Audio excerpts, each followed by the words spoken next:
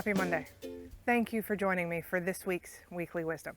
Before we get started, I want to send a big congratulations to Molly Barnes. Molly is the winner of week 2 of Leadership Legends, where she won an autographed copy of Lee Cockrell's Time Management Magic.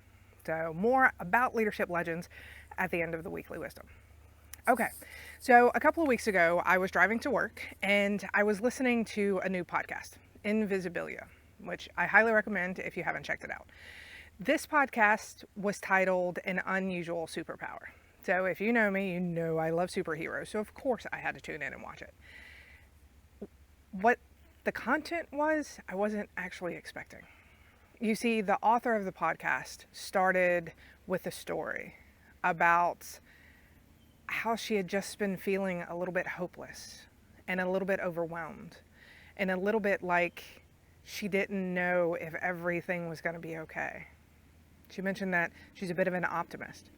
And all of this resounded with me because I am also a bit of an optimist. I believe that no matter what happens, it will work out for the positive. But y'all, we've been in this for 7 months. I am also a solution-oriented individual, and there is no solution, not yet. And so I was feeling heavy, and I just couldn't get out of it. And so I started listening to this podcast with all of my hope to be back to where I was before everything started, centered into this podcast. Now, what I am going to tell you is there was no magical cure. But at the end of the podcast, she was speaking with a lady, and that lady was maybe mid-60s, early 70s. And the lady told her that whenever the world's heavy, whenever you don't know what to do and the problems seem too big for you to even do anything, do the next right thing. That struck a chord with me in a huge way because I can do the next right thing. I may not be able to solve the world's problems with the pandemic and the social unrest and the uncertainty around the election, but I can do the next right thing. So you are joining me today at my next right thing. My husband and I needed to get away. We had not gotten away, just us, in a very long time. So we got away in a secluded cabin in Oklahoma. So we are safe, we are comfortable, and we have escaped for a little while.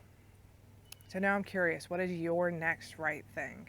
And it doesn't have to be anything big. Whenever the very next podcast for Invisibilia, they had asked their listeners to call in and say what their next right thing was. And there was this woman, if you've ever lived with a significant other, you will totally understand this.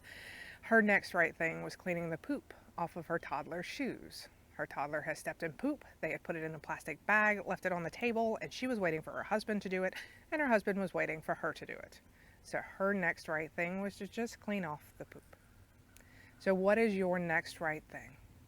What are you going to do to start taking a little bit of control back and understand that we can't solve the problems of the world, but we can do our part to do the next right thing?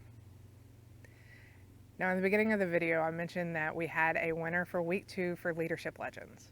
If you haven't signed up yet, don't worry, it's not too late. As soon as you sign up, your welcome email will have a link for the first 2 videos to make sure that you don't miss anything. And in week 3, we have Frank Diedrich. Frank Diedrich, I had the pleasure of working with at the water parks, and he is just a ball of energy. One of the most unique individuals I've ever met, and one of the best leaders I've had the pleasure of working for.